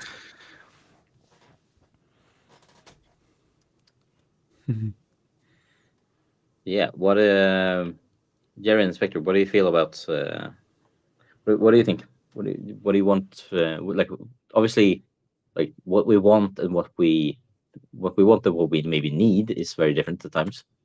Like what's your preferred sort of way? forgot what the main question was. So like we've just been talking all over the place, so I was sure if there was a central question. That's just the way it is. No, but like what do you feel like if you like let's take for a bit of difference between like what type of experience do you prefer, and does that match with what you maybe, so to speak, need? As far as mobile gaming wise, yeah, but also like gaming in general. I think do you prefer having those long, like having 1 hour between the same points and like really diving in, and or is it, and if you prefer it, like is it something that you feel like is it something you need in your life, or is that just or is it becoming an increasingly a problem? Oh yeah, I think I average about 3 to 4 sessions during the day, and then if I have time at night after the kids go down, I do an extended session. But that's why I like the MMOs, because they have dailies and weeklies, and so it sort of helps you sort of break it down to, it's like, okay, I only have maybe an hour. Dailies can give me 30 minutes, and so you complete those dailies, log off, and then do something else. And so just I guess what I'd say is maybe have more games that break it down a little bit easier for people who are struggling with time, like an MMO or something. Go, hey, do this right here, so then they can block off the times. So I would say maybe if you have more games that actually block off, or like give, not like lock you in like after 30 minutes, okay, you have to disconnect from the game, but like sort of maybe help people, might help in the future, like with time management and all that, I would say. So that might be a cool idea. Might be a little bit more time consuming for developers because they had to put in those timestamps, so to speak. But yeah, I love there's gamers out there that love dailies and weekly stuff, but I'm not that game. I'm like, give me the story. I need to progress. I need to finish the main story, then move on to something else and move on to something else. So anything else that pops up like a side quest, daily or a weekly, I'm like, no, that's not for me. Give that to Bjorn. He's happy with that. I just want to carry on. Don't distract me, game. I think that's you really hit the nail on the head there. Like for me, I'm the same as you, Holtz. I want that story. Like I play games for story. That's why I play games. I like doing dailies is probably the content that I should be playing, because that's they're designed for the dads like me who don't have that much, like, have those sessions. But I want dailies with story. That's what I want. Mm. Like I want dailies that progress the story. I want dailies that tell the story, because that's like yeah, I'm the same. I want story, and I don't usually have time for story.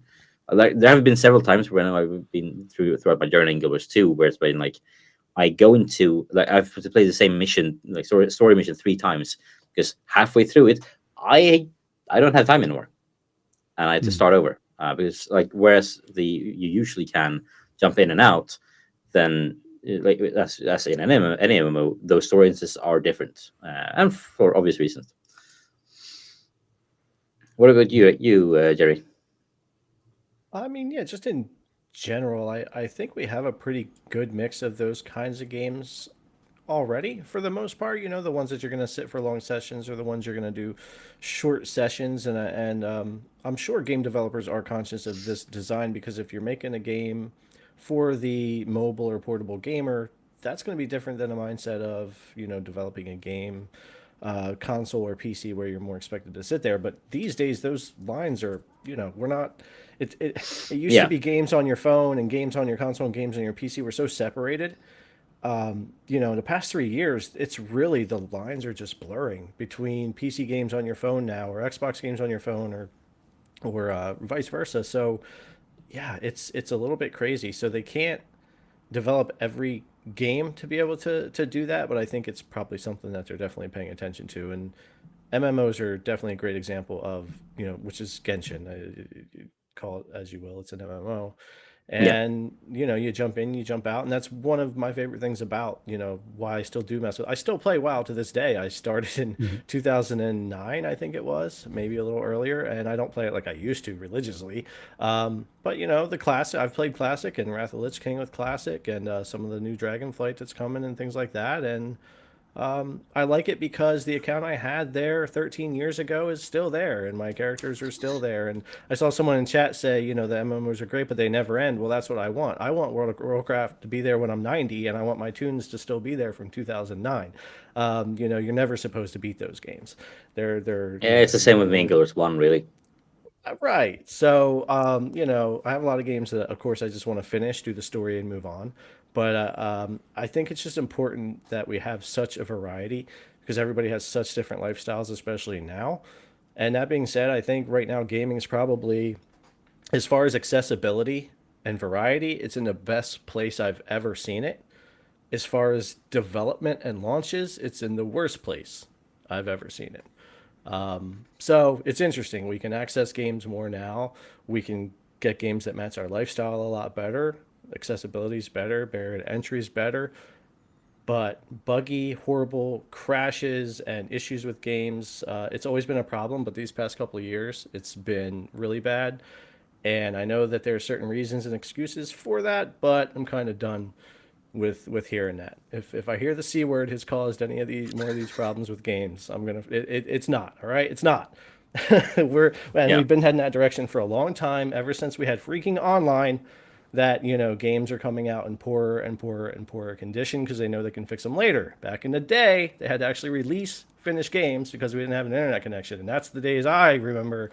You got a game on launch and it was ready, and if there was a glitch, guess what? You got to enjoy that glitch for your whole life because it was their cartridge. So I think we're in a great place, you know, for a lot of things with gaming, but man, when it comes to some of these launches and development and problems, I think we're just in a worse place than we've been in a long time. So I hope that gets better.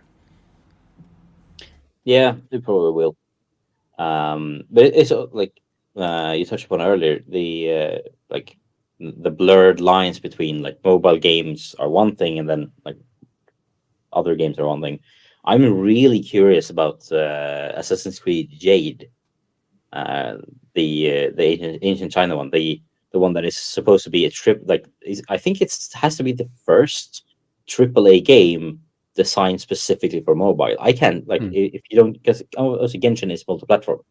I think this might be the first that is mobile only, and I'm really curious to see how that works. Because I don't think we've seen that before, and I think that might be really interesting. And obviously, cloud open being mobile and other platforms as well means that like those lines will blur even more. But I mean, I think I don't honestly, it's not until we see that really that we can properly say this is like this mobile AAA mobile gaming. How can that work like on other platforms as well through cloud? Do you think there's certain genres that cater to the mobile experience? And in my mindset, I was actually thinking like fighters. I would love to jump into a fighting game, play 10, 20 minutes, and then jump off. But then you don't actually see a lot of fighting game. There was I think Injustice had a mobile version that was very different from the other like normal Injustice, but it had like native touch controls for like how you played it. You had like taps for basic attacks and then various different types of swipes to do other and it was really fluent. I really enjoyed that for quite some time until it became very apparent that it was very much gacha mechanics and loot boxes and like paywall, basically paywall. It's a little bit, but yeah, Injustice got some ones. Yeah, a really good mobile game, except the fact that it's like horribly monetized. In the sense that it basically after like 15 hours into the game, it's like you have to be paying like buying loot boxes weekly or you can't play. So like fighting games. You want to talk about stigmas? That is one that has really plagued mobile gaming because it's true. So many of the games are just money grabbing games, and I try to stick with ones that like you either pay for and you're done, or they're actually free, or the monetization makes sense. But mobile gaming is definitely one of the worst places when it comes to that kind of monetization. I hope we see that get better. So many like you're talking about, too. So many AAA games coming could help with that. I'm hoping. Don't bring me a game and monetize it like a mobile game. Bring me a triple game, monetize like a normal game. Even because we've seen consoles has been crazy. Yeah, we've seen free-to-play games on any platform really over the years with bad monetization, obviously, but also really good monetization. I mean, take like one of my favorites, Guild Wars 2. It's free to play. You can buy expansions if you like. If you already put in 100 hours into the game, they were like, yeah, you want to buy another 50 hours? Then like, yeah, sure, I'll buy that. Or it's like, yeah, and the only other thing is, it's basically just like quality of life. Like, you want to automate this boring task. Like inventory management is a part of any MMO, but like you can like do some slight automation on parts of it by buying this cosmetic thing, or it's just skins really. And like doing that kind of monetization on a like AAA mobile game, I can really see work. And as you said, there was like mobile gaming is really plagued by that stigma, and I think, but there are some really good ones out there as well. Both free, some are completely free, some are like you can try the first level free and then you can buy the game. One of my absolute favorites is now available also on Steam. So all of you with a Steam Deck, try it out because it might be a great get. That's Grand Mountain Adventure. It's basically, honestly, the best skiing game I've ever played. Skiing and snowboarding game. It started out as a mobile game and it's amazing, but it's built for mobile first, and then they were like, we can add controller support, and then we're like, now that we have controller support, might as well release it on PC as well. So I feel it's monetization is a problem, but it's also a problem that like it can be done well. I think mobile gaming and especially like AAA mobile game really has to nail that down. But the mobile mechanics and the gachas and that are bleeding into consoles now as well. And I feel like they are. They're intentionally making these grinds and these levels longer. So just gamers Overwatch 2. where they force me to say, "Halt! I know you got no time to finish Assassin's Creed Valhalla, but you need to buy this experience booster for you." And Season passes. Yeah, so Season passes. And I'm like, well, why don't you just shorten the game on the grind? No, we can't do that. I'm like, well, I would have saved 40 hours. No, we can't do that. You have to buy the pass. Okay. Yeah, I actually bought for both Odyssey and Valhalla. I actually did buy the experience booster, which for Odyssey made it not grindy and kind of fun. For Valhalla, it kind of made it too easy. I just assumed it was going to be the same, so I bought it for Valhalla as well. But I was like, I should have done that. It's probably going to be like. I sincerely hope they nail that down because it feels like one of those, especially with like. I mean, if you look at complete side note, because I lost my train of thought there, because I got thinking. Interesting fact: Minecraft Dungeons on xCloud doesn't include the DLC, and I honestly have no idea what happens. Like, because obviously you're playing the console version streamed to you. I don't know what happened. Like, what happens if I buy the DLC? Because I do have one of the DLC on PC. It doesn't carry over. That's also going to be a fun one for cloud gaming to solve. Like, what happens if like the base game is included, or base you buy the base game like on a console? What happens with DLC if you buy that on cloud? Yeah, it's going to be a nightmare. Yeah, definitely. Yeah, that's why Xbox got to get that cloud purchases figured out, because your games, your DLC, everything needs to be able to, if I buy it, I want it to show up on my Xbox, my PC, and in cloud. Like, HOULTS just leveled up there. HOULTS just leveled up. Level up as well. It's just like the legs are gone now. So it's last week I was standing up for 2.5 hours. And then now it's just like I've just been sitting down, and I was like, I can't do it no more. My wife's just telling me to stand like every 3 minutes now. It's like, dude, are you gonna stand? I'm like, nope, not yet. Do you know what, Jerry? I remember getting a smartwatch thinking, I'm definitely going to do some squats. I'm going to definitely move and around. And every time it reminds me, I'm like, quiet. I don't want to do it. Yeah, just yell at it all day. I'll join you, HOULTS. I have a standing desk as well. I've never used it because I'm scared to pull it up, because if I do, I think I'm gonna disconnect some wires or something. And the first time we done the stream, that's what I done. I actually hid the desk. That's what you did. Didn't realize that didn't realize there was only a meter USB cable, and then all he heard was. He even had to I don't remember if this is coming across on the show, but like you had to open up the whole PC, like the side of the PC, and like put it on the side and some weird angle. It was tilted diagonal, just to stretch on the desk. Everything was going to break. It was horrible. So that's what. Yeah, avoid standing desks, people. They're bad for you. I feel that's what I'm getting out of this. Cable management is the big thing for standing desks. Make sure those are clear and all that. I suck at that. Dropped my phone quite a few times because it's a little bit shorter. And I mean, I even have my DSLR camera on a tripod just on the edge of this desk. Probably a really horrible place to have it, but still. Bjorn and GTP, they've seen my setup. It gives them nightmares, my cable management or something like that. They're like, you should not be having technology. And I'm like, this is like a fire hazard. Super scary. It's glued together. Maybe that's why I like clouds, because I don't need all these bells and whistles, connections everywhere. My cable management is kind of horrible. Mine is amazing compared to HOULTS. Just saying. But yeah, guys, just think, there's me. I'm always promoting like native apps on TVs and stuff like that. That's why, to keep it simple. I don't like the noise, the heat, the cable management, all that stuff for physical devices. I don't like it anymore. I just want to simply put it on a device and off I go. Form factor, should I say, or TV. Yeah, but guys, like the other Rokk comment. Yeah, HOULTS is getting old. Bless him. Yep. HOULTS is getting old, and he still hasn't made his YouTube channel. Come on, man! I know. I've been waiting 2 years to start. I found him. I found his YouTube channel. I posted it on Twitter, like telling people to subscribe to it. There you go. Find my tweet, subscribe to his YouTube channel to pressure him to actually start doing it. Yes, he has everything. He's set up. He has everything he needs. Just needs to get down and do it.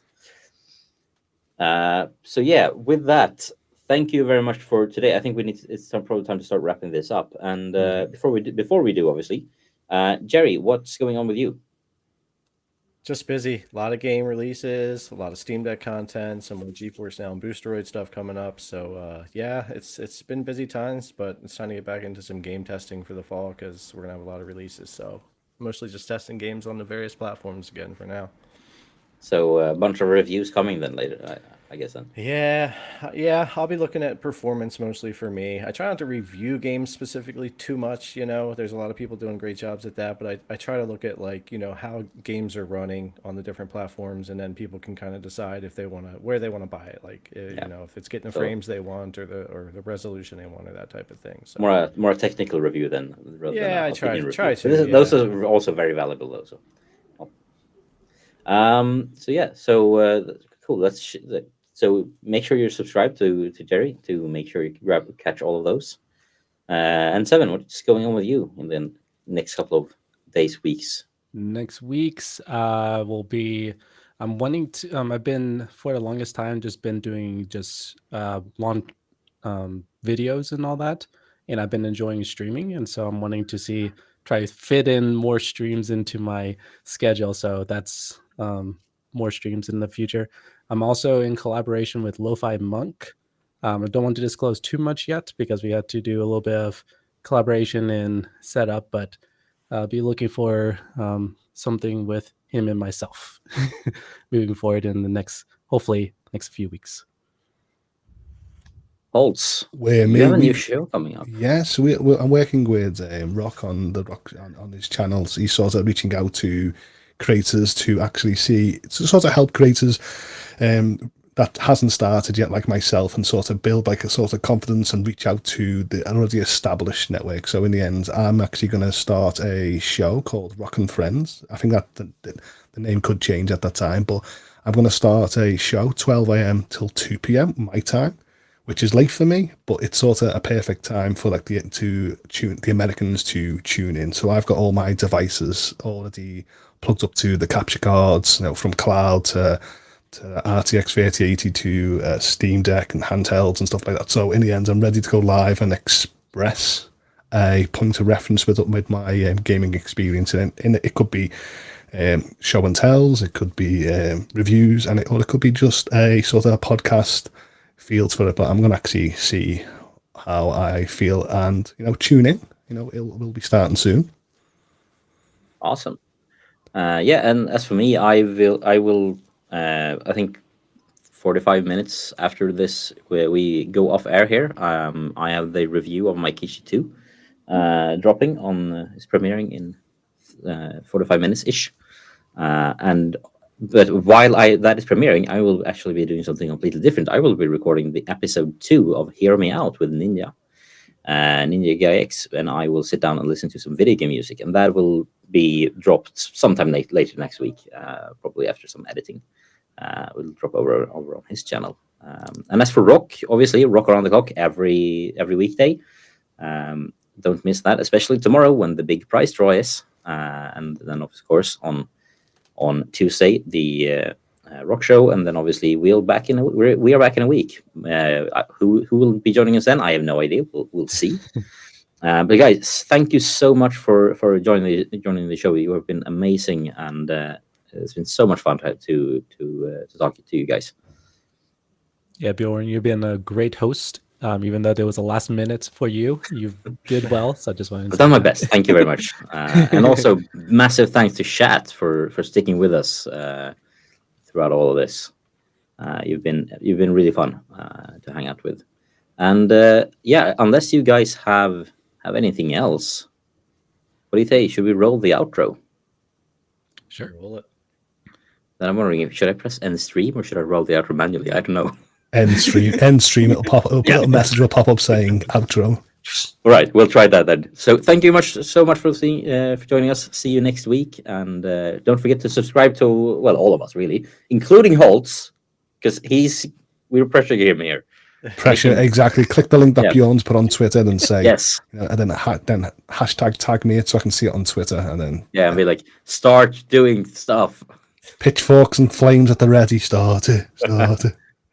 Guys, Day 1, thanks so much. Attacking HOULTS. Day 2, Exactly. attacking HOULTS. Exactly. Someone please do that. We should get the Steady Life to do that.